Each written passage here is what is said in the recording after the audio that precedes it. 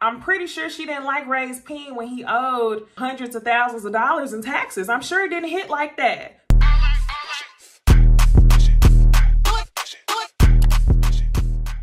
Hey y'all, it's Necey Dixon. Welcome back to my YouTube channel. If you are new here, welcome. Go ahead and hit the subscribe button so you don't miss another video. We are reviewing Real Housewives of Potomac, obviously, Real Housewives of Atlanta, and Real Housewives of Salt Lake City. And if you're already subscribed, thank you.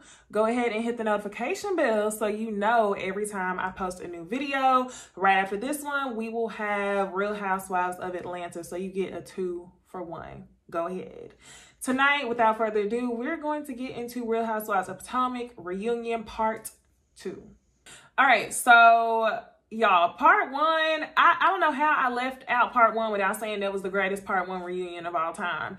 If y'all remember, it ended with Monique breaking out her binder and she was coming for Gizelle and Pastor Jamal Bryant. She had her receipts on Jamal messing around with another woman while supposedly being with Gizelle. So Part 2 reunion starts off with Andy asking questions to Gizelle about the status of her relationship with Jamal again. Y'all know at the beginning of Part 1, Gizelle says that they're good, but now that Monique has had these receipts and exposed that she indeed has Jamal Bryant's phone number, Andy asked Gizelle again, are y'all good? It's like Gizelle kind of just started putting together a word salad. She said, of course they're good, they're fine. She uses the word fine multiple times. She says that there's been times where she doesn't have the best communication. And I'm trying to figure out how all these words pertain to what Monique is saying, because they don't. So, yes, y'all, Gizelle is sitting there swallowing a bag of potatoes this entire reunion, and all that was a mess. So, the ladies go to break, and you see Robyn and Gizelle trying to laugh off the situation and laugh off the fact that Monique brought a thirst book, let Candiace call it. We will get into Candiace speaking out of turn, but yes, Gizelle and Robyn try to laugh off the whole thing. So, that was pretty much it for the break. Part 2, y'all, they really take kind of a pause on going in on Gizelle, and I really hope that that's not the end of it.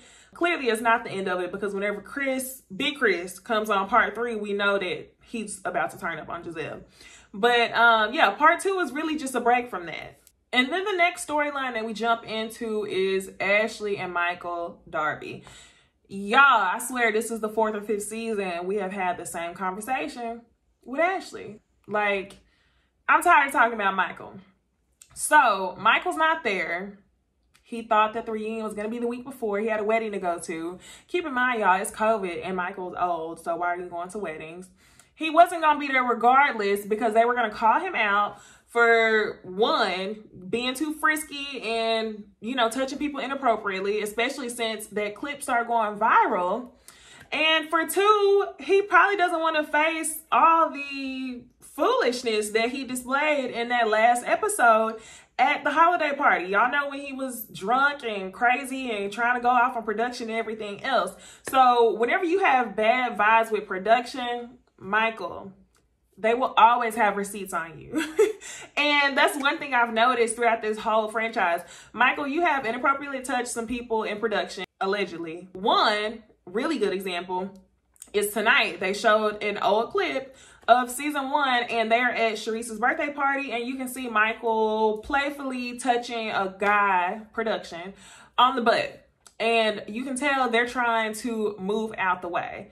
So Andy is asking Ashley about this, and Ashley puts on her best politician face. She's trying to laugh the shit off. And it's really aggravating the fuck out of me that your husband is out here inappropriately touching people, allegedly. Granted, they're men, which doesn't make it any less, but because your husband is inappropriately touching men, you think that the shit is laughable and that you can laugh it off. And that's not the first time. So we see your husband red-handed touching somebody in production, and your excuse for that was, well, that doesn't make any sense that production says that he didn't consent to it because he definitely calls my husband Zaddy.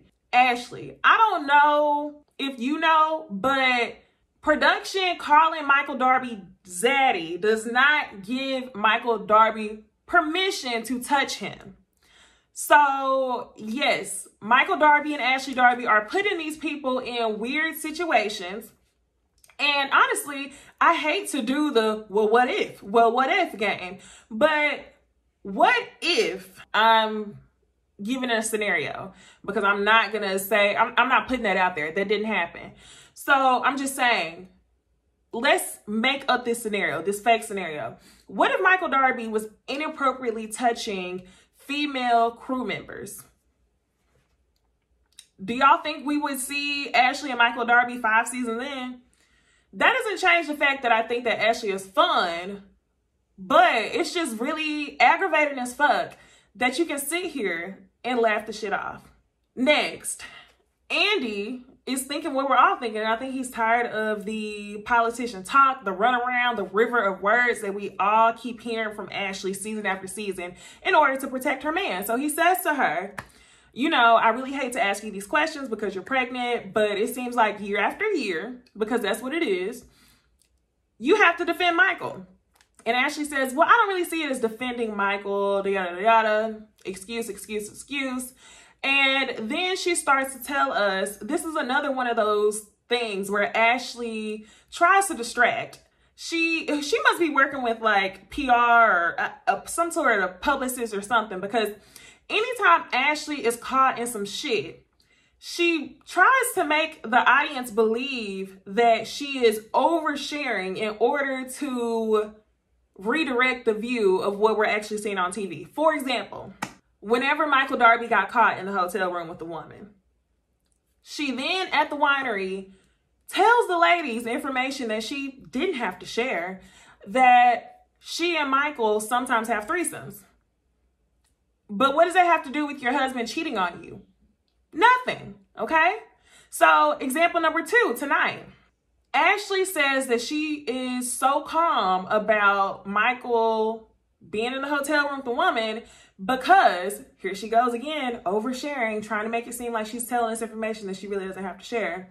She tells us that in the past, during their separation, she hasn't always been the best.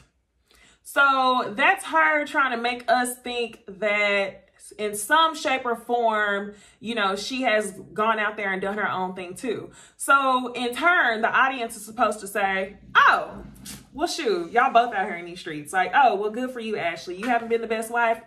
Okay, cool. Good for you as long as you're getting yours.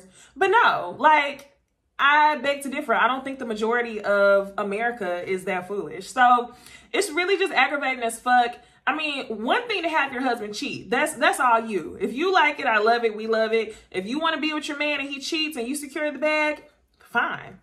But for you to be laughing off your husband, you know, being inappropriate with crew members season to season is just aggravating as fuck. Like, I don't know why you got this bird box blinder on and you can sit there and laugh through all the reunions and your husband is making you look like a fool season after season. Okay, y'all, just to make sure y'all are trucking along, all of these conversations are happening with Candiace chirping in the background, chirping. Just note that, because we're going to get into it later. Then we get into Karen. They show Karen's backstory all the way from, you know, clips from season 1 at the beginning when she was growing dumb to now. They touch on her bringing Gizelle and Ashley home with her, where she's like a down country girl. She's a little more calm. Then they even show the progression of Ray and her relationship, how he goes from saying that he didn't love her anymore to where they repair their relationship.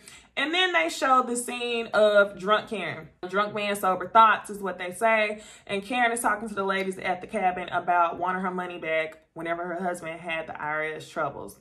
Now, Karen admits, and I said this, y'all, a couple of videos ago whenever this episode first aired, that she couldn't get money back for that because they are one. Basically, his tax issues are her tax issues. Like, it doesn't work that way. So she explained that to her husband. She says right after she went home. So before, Ray has seen this before it aired, supposedly. Y'all, we never know. But anyway, she explains that she already had that discussion with her husband and that she's grown a lot. So Andy then asked her, Do you feel like you've changed or revealed more of yourself on the show? And Karen says, I definitely feel like I've been peeling back layers. I'm an onion over here, or something like I'm very layered. And Andy, I guess he feels really comfortable with Karen enough to call her out on her bullshit. And he says, I'm gonna have to call bullshit on this one. I've been sitting here at reunions, seasons after seasons, and I've been asking you, are you buying? Are you renting? And you know, it's just been a river of words. Like, we can't get down to what's factual. And he asked her again, do you feel like maybe you put on at the beginning this grand dame act because your parents were still alive? And she said absolutely. She said she put on because she knew that people were going to be watching her. Now, I'm sure her parents were a factor in this, but it simply came down to Karen put on the grand dame act. She was all about etiquette, all about Potomac this, Potomac that at the beginning because she knew people were watching. That would also explain why Karen classily lies to us, kind of to save face. So Karen is very mature. She's very smart. But sometimes I wish that the layers were peeled back sooner than later. And that's what Ashley says, and that's also what Gizelle agrees on. Now, Andy also asked the other ladies, what do they think about Karen's new house? And all the ladies say that they love the house. And Robyn says, oh yeah, it's much better than the last one.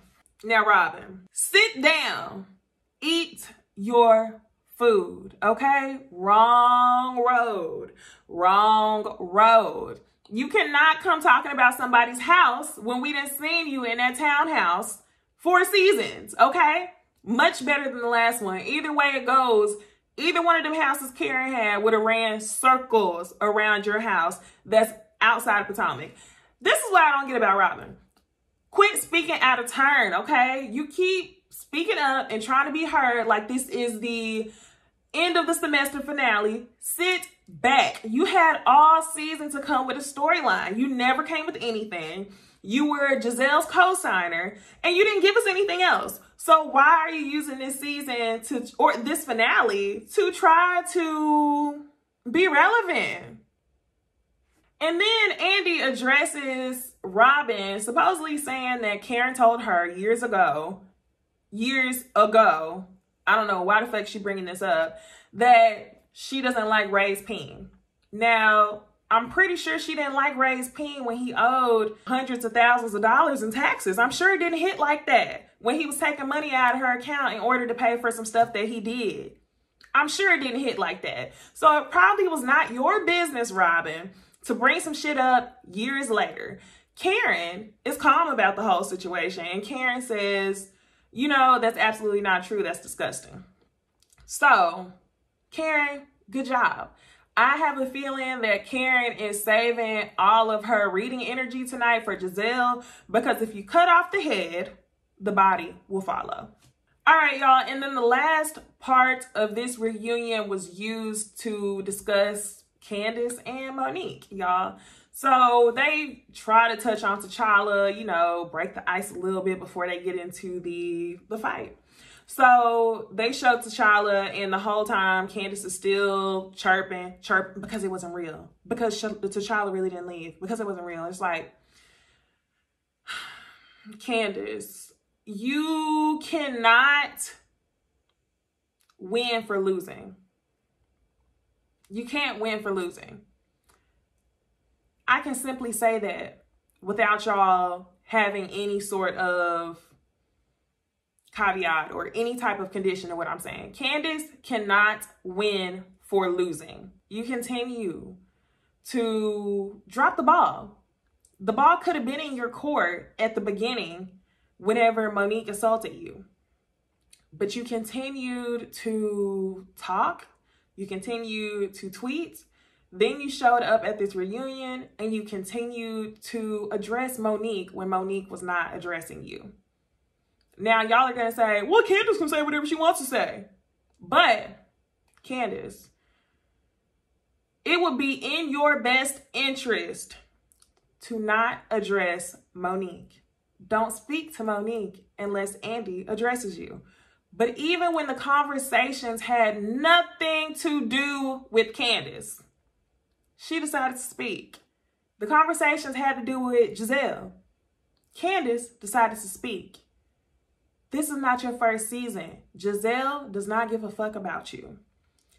You are trying to make sure that you and Gizelle fall on this sword together. And I'm not understanding why.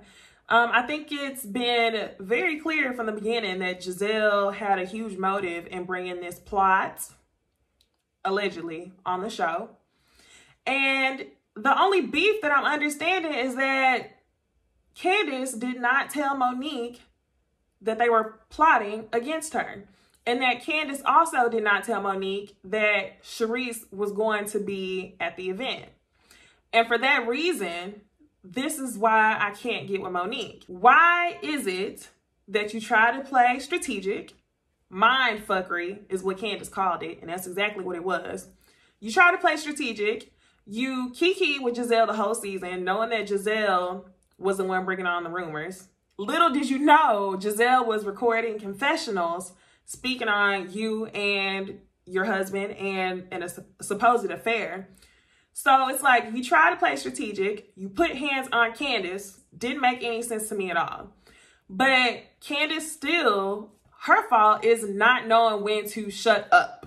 Both of them are in this game of trying to prove the other one wrong, and no one will win. That's why y'all commenting on my video, like, going on and on and on, disagreeing with what I'm saying. It's like, Monique or Candiace will not win. I'm not Team Monique. I'm not Team Candiace. Neither one of them are making sense. So leave it to Bravo to give us this entire timeline of Monique and Candiace's friendship. They go back to last season where they kind of got into it at a vineyard or whatever. And this is the first time that Monique says, I will drag you pregnant at all. And Candiace says, well, drag me, Monique.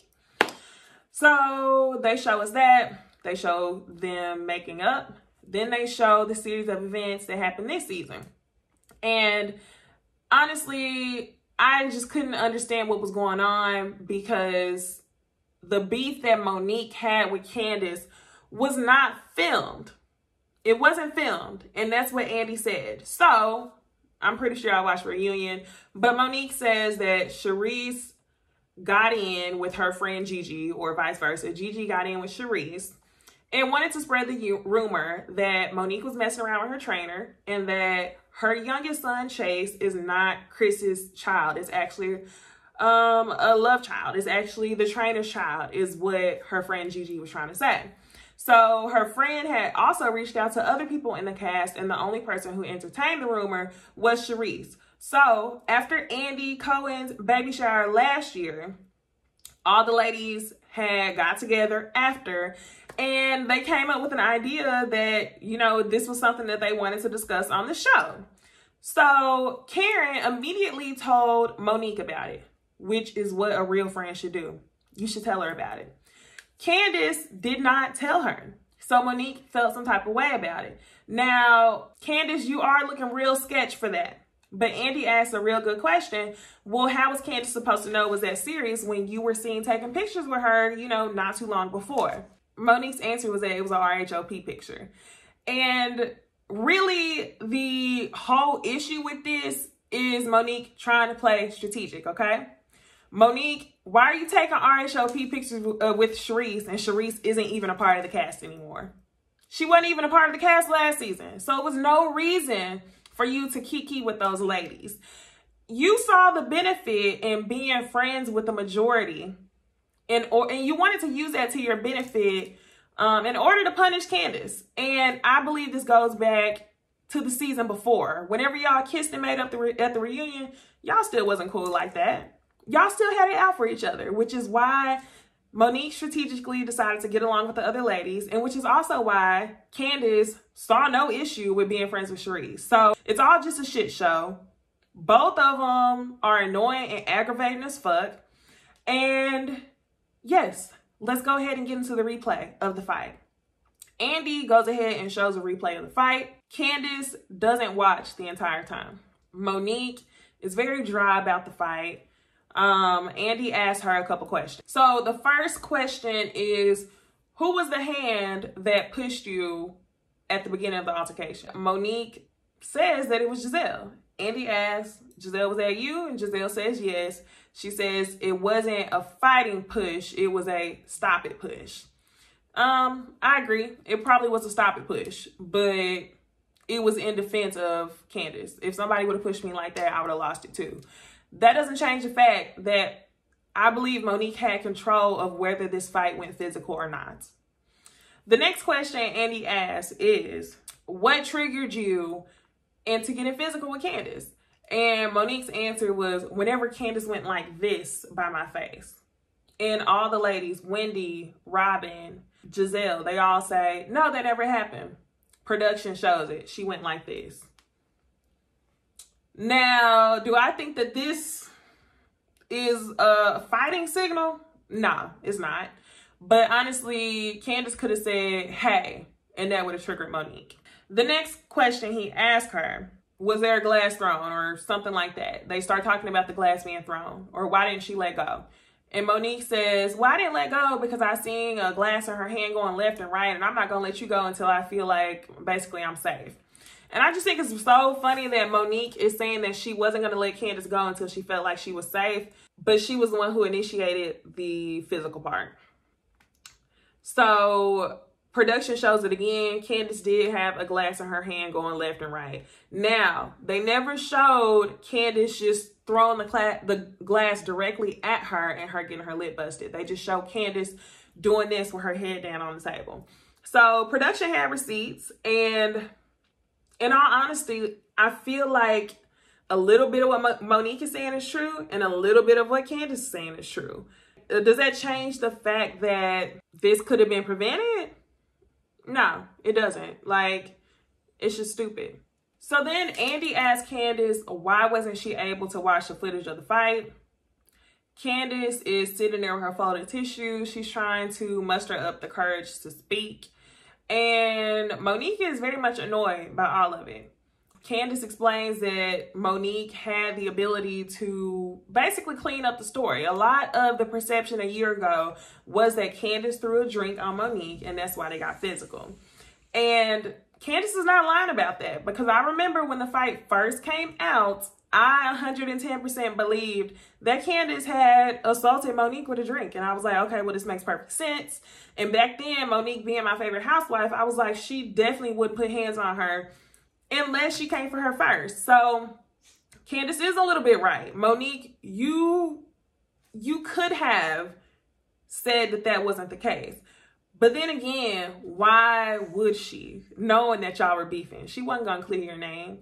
I think what you're doing is being a little bit hopeful. I think you're disappointed that you got into a fight with your friends. You said that on TV. So it's just a mess. And to see the ladies on Twitter tweeting about each other about something that happened 1 year ago, they're still not cool. So as I keep saying every video, I don't know what next season is going to be like. It's going to be some discoordination, some weird shit. I hope it's not as odd as the casting on Real Housewives of Atlanta. But honestly, I don't see the ladies moving forward unless they get some sort of counseling, some sort of group intervention, because I really like this cast. But Candiace and Monique have gone so deep into their own rabbit holes. Monique is done digging the rabbit hole. Candiace is still digging, from what I'm seeing tonight, that there's no pulling either one of them out of it. And Gizelle and Robyn have Candiace's back so much that she feels confident in just digging down this hole. So it's unfortunate to see. It is tiresome to talk about. So with that being said, y'all go ahead and comment. Tell me what y'all think. If I have the energy to talk about it, let's talk about it. Like, comment, subscribe, and we got Real Housewives of Atlanta after this, and I will see y'all in the next video. Thanks for watching. Bye. 48 hurt.